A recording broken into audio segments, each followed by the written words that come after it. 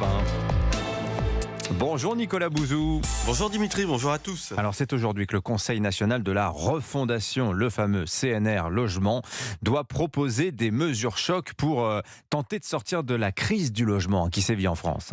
Et oui, le CNR, c'est cette chose qui réunit des citoyens, des experts pour discuter de ce qu'il faudrait faire, comme si on n'avait pas de parlement. Mais bon, passons.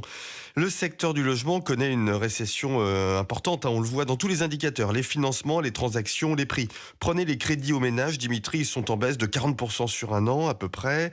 Dans l'ancien, les transactions sont en recul de 15%. Et sur le logement neuf, on estime qu'on aura cette année une récession de l'ordre de 10-15%. Alors évidemment, c'est un problème pour le secteur, mais c'est surtout un problème pour les Français. Parce que ça freine la mobilité et le fait de ne pas trouver de logement, ça peut amener parfois des gens à refuser un emploi. Regardez, on est en train de mettre en place des gigafactories, des grandes usines dans les Hauts-de-France. On en a déjà beaucoup parlé avec des milliers de recrutements. Il faut bien loger les employés, il faut bien loger les ouvriers. Pour ça, il faut construire un nouvel habitat. Alors Matignon a éventé déjà l'essentiel des mesures qui vont être annoncées cet après-midi.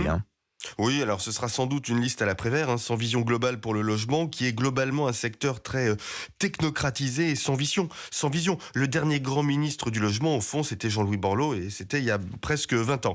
Alors il y aura des choses, il y aura des mesures. On sait par exemple que Action Logement et la Caisse des dépôts vont acheter des dizaines de milliers de logements. Ça, c'est pour soutenir les promoteurs. On sait que le prêt à taux zéro va être prolongé, mais sans doute recentré sur des projets plus verts.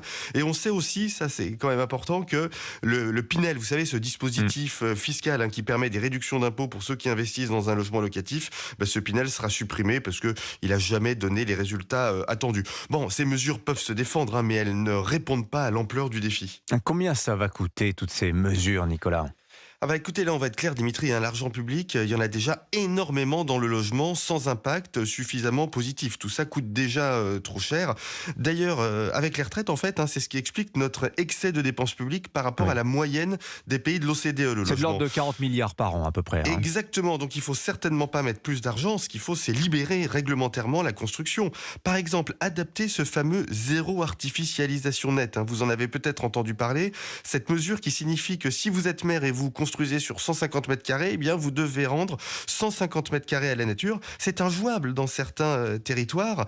Ce zéro artificialisation nette empêche concrètement de construire là où se créent les emplois. C'est une mesure qui empêche le développement économique. Écoutez, le logement doit être écologique, c'est évident, mais l'écologie ne peut pas empêcher les gens de se loger. Signature Europe 1, Nicolas Bouzou. Merci beaucoup Nicolas. À demain.